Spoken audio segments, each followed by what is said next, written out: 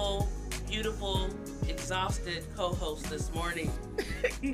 Good morning, Queen, and happy Mother's Day to everyone out there. This is Jennifer Gigi Ferguson, your candidate for United States Senate for Washington State.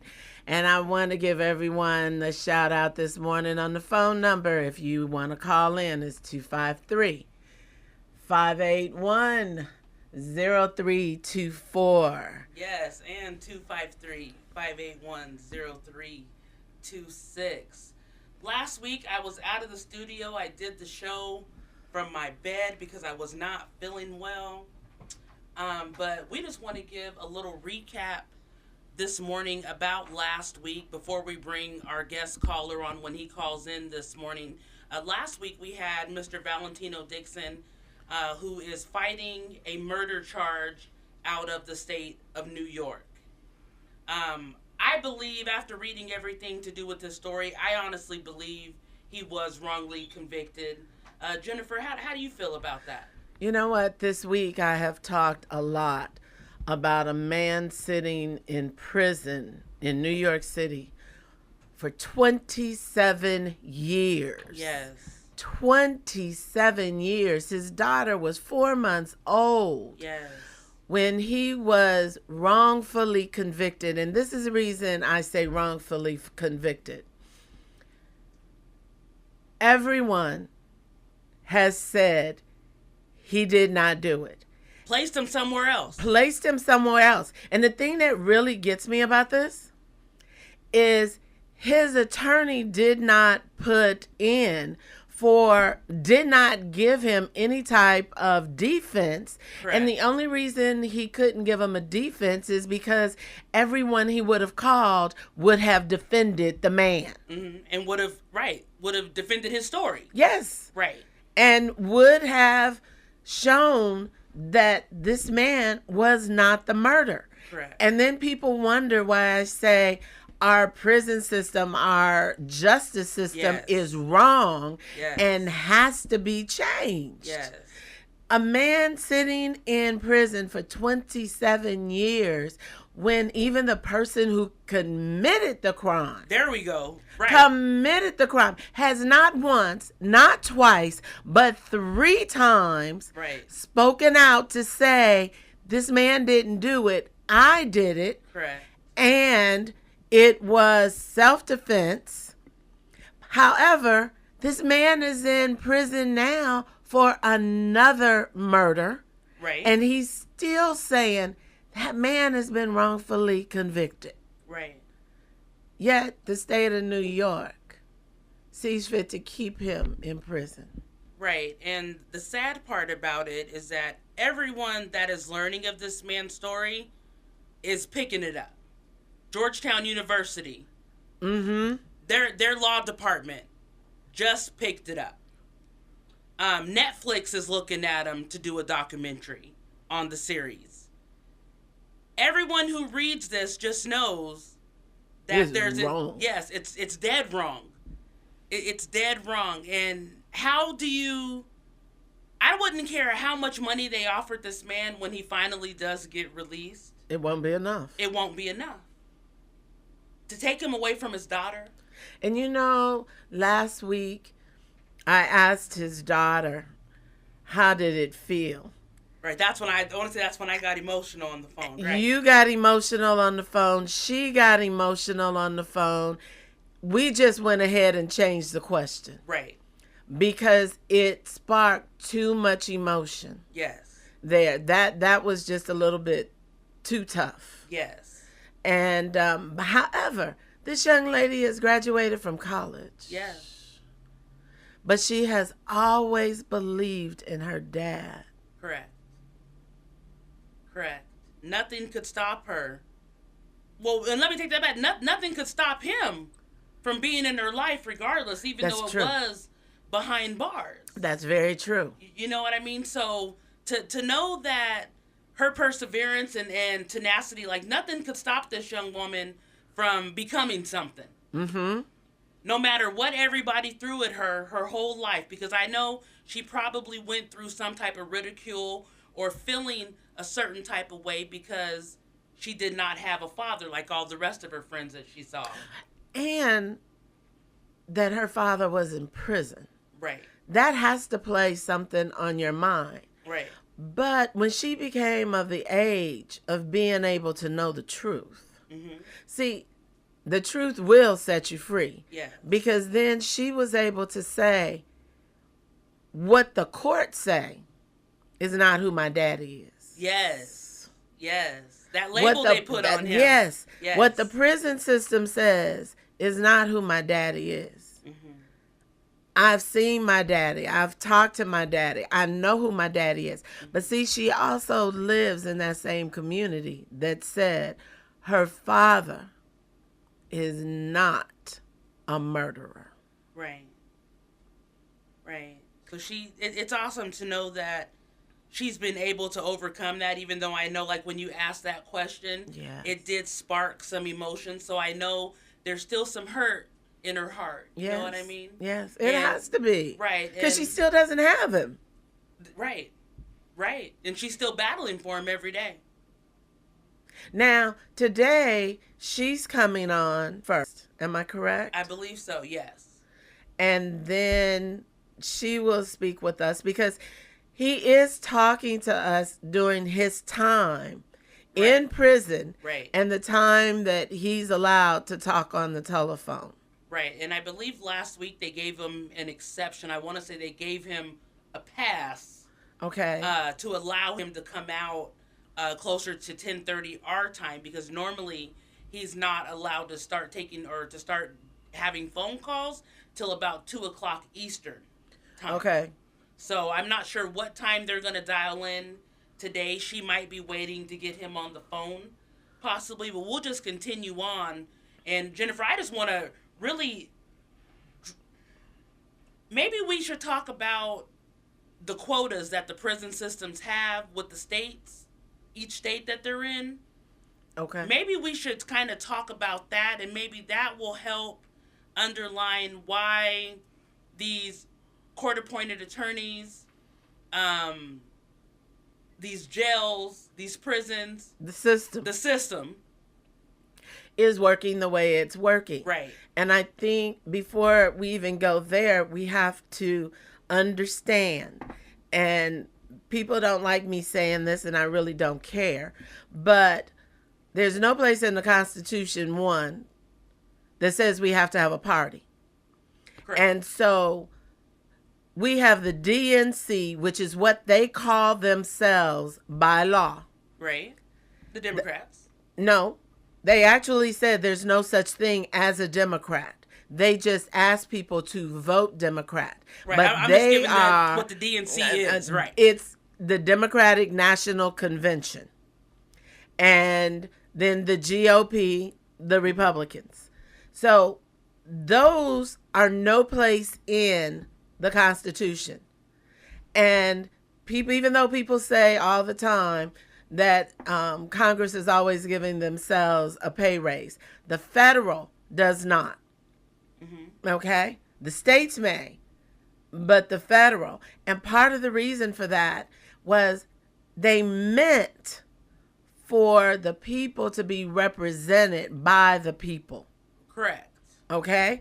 Not attorneys, not millionaires, not billionaires, but to be represented by the people, just like the court systems were set up for juries of their peers. Right. We were supposed to have representatives of our peers. Right. That's a whole nother show. That okay? line right there. That's a whole nother show. So now that I've pulled that out, the DNC and the GOP are private corporations.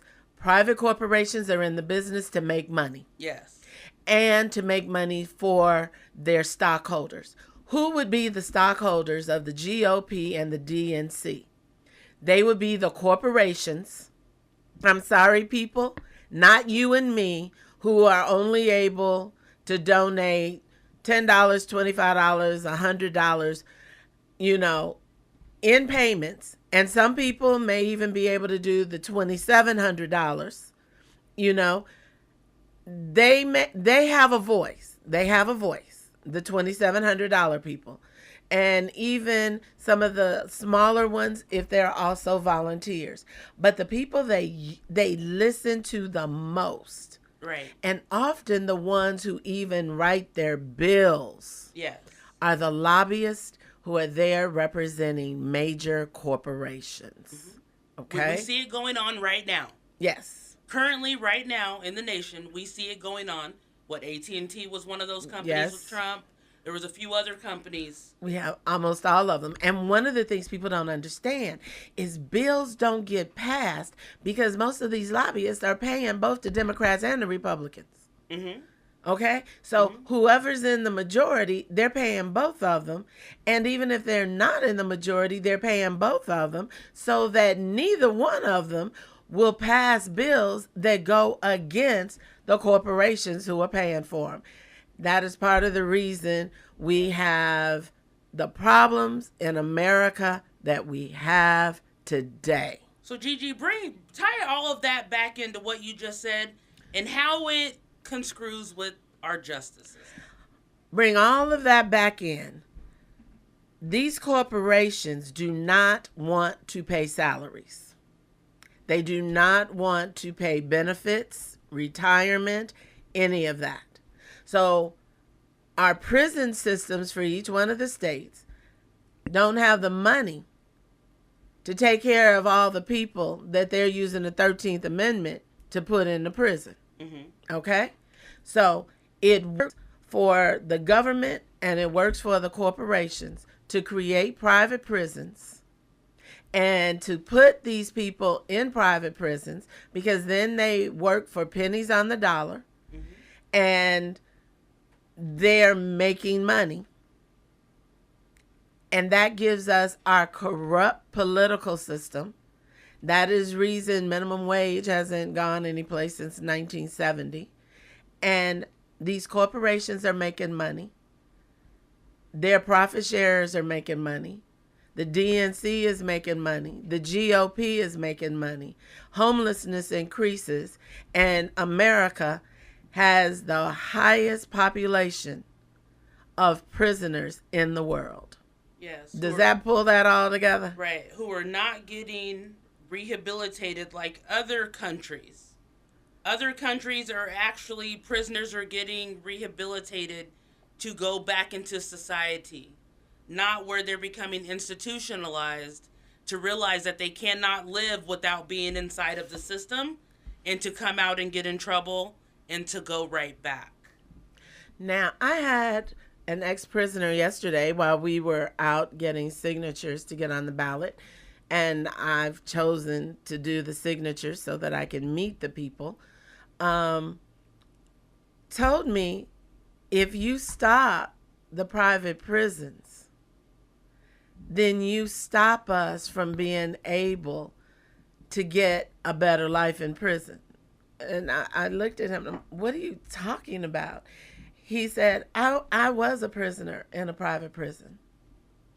He said, and though they couldn't pay us money and didn't pay us money, we were able to get TVs in our rooms. We were able to get food. For free? At work. It's not free because they were working in they were working for these large major corporations right. who could not pay them. So them working, they did not get paid money, but they were given these so-called incentives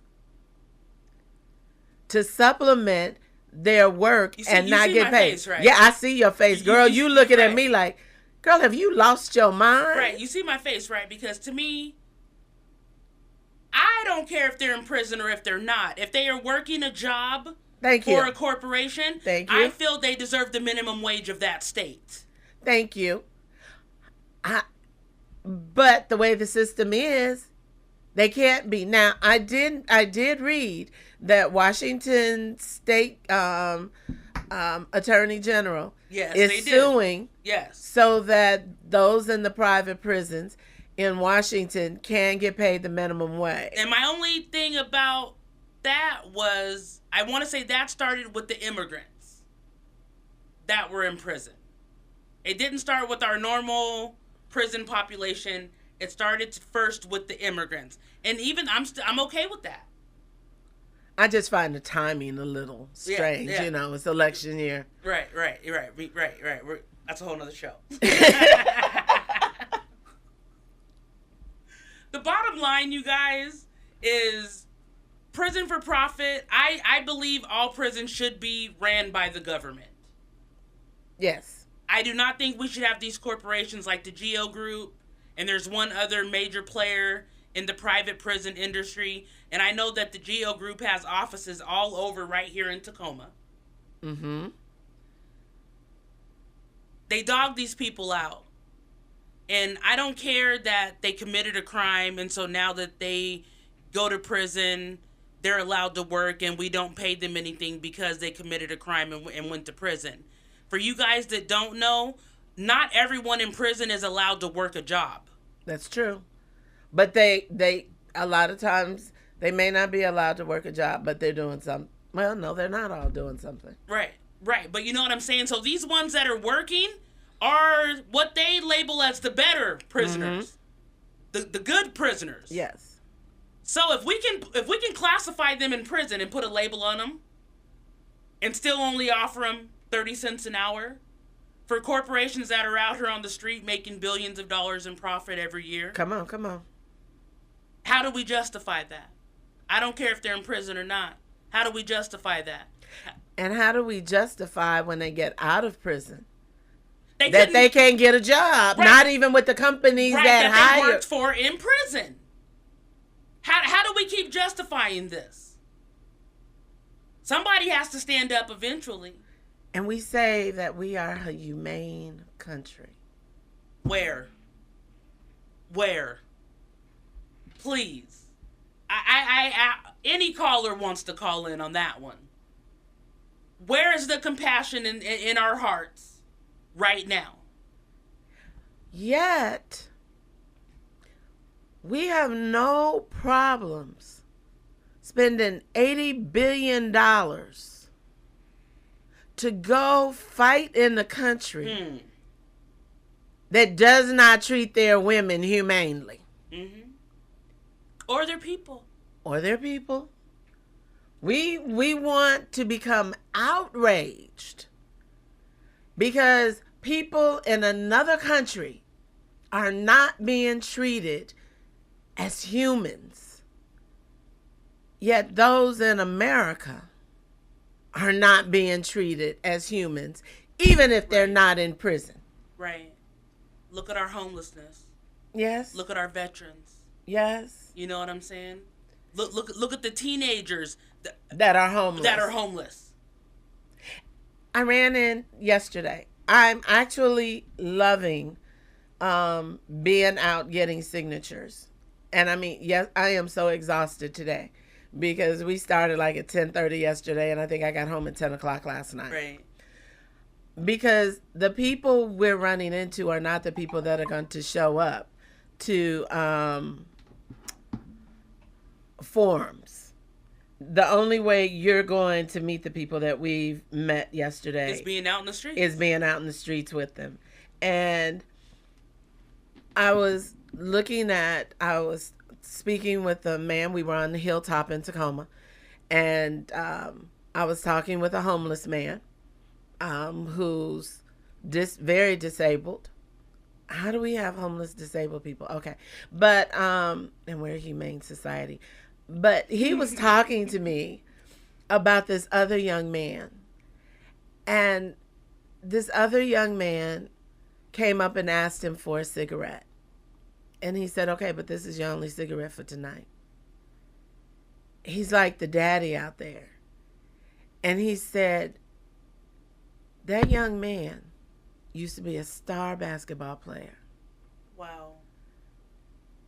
He's smart. He's smart. I said, what happened? He said his parents are hooked on drugs. There's abuse. There's a lot of things.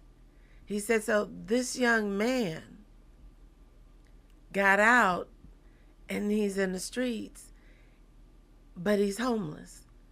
And he's a good kid. He's a good kid. And he's doing the things that he's doing because he has to survive on the streets. People, I don't get it. Maybe there's something wrong with me, but I don't get it. How this can happen in America, but America has issues with other countries that allow this to happen to their people. Help me to understand this. Justify this for me. Mm-hmm. Because I can't find any place in my mind from all of my volunteer work. And please go to www.ggforsenate, GIGIFOR, Senate.us and look at my activism. Because I've been out here in boots on the ground. Right. I've been out here. I've seen it. And I spoke to people yesterday that don't get it. And the lady that was with me was able to seriously understand. And she told me this morning, she said, I had no idea it was this bad. I think a lot of people believe a lot of our homelessness problem is a choice. Mm-hmm. Just like they believe a lot of these people going to prison is a choice. And it's not. The choice is, I'm trying to work. I'm trying to take care of my family. I'm trying to do everything I can. And it's not a fair system. Mm-hmm. I'm sorry. But if you are black, brown, or poor white, it is not a fair system. No. And I don't care how you look at it. Unless you can walk in somebody's shoes for even one day, you may not have an idea of how unfair this system is. Mm-hmm. And even trying to talk with people yesterday, they don't get it. If they don't get it, they don't get it. And I was telling, the lady that was with me was European. I said, what I wanted to say was, this is what you call white privilege.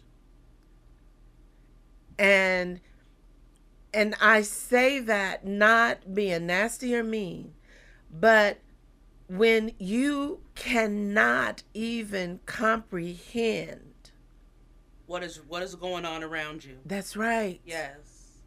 When you can't even comprehend it, even when someone is standing in front of you, telling you what's going on in the city that you live, and you refuse to comprehend it because you're already stuck in your own thoughts and the way your thoughts are, and therefore your thoughts are right. But what is going on in reality, you can't fathom it because that's not your reality. Right. That is privilege. Yes. And actually, let me take back white privilege. That's privilege. Yes. And I don't care what race you are. Right. Because we have some black people that are the same way. Yes. Yes, we do. And that is a privilege. Because you are privileged to not have had to ever understand somebody else's sorrows. That's right. Yes, that is definitely. You've not been hungry, or you were poor, you busted your backside, mm-hmm. and you were able to move to another level. Mm-hmm. And my hand goes up because I'm one of them. Mm-hmm. Me too. I'm one of them. Right. Being born in the projects with my mama and the midwife. Right. Being homeless. Right. Having to save my bowl of milk. Right. If I wanted a second bowl of cereal. Right. I was there. Right. To having a master's in psychology. Right. Okay? I was able to get out. But see, I think that's part of the reason we can understand privilege. I believe that's part of the reason, because I've been there. I grew up in the crack era. Uh-huh. You know what I'm saying? I watched people go to prison for stealing a pack of meat to feed their family. They got a third strike. In jail for the rest of their lives, trying to just feed their families just because they had 2 priors. I've been there. I've seen it. I've lived it. And I know that I'm subjected to some type of privilege.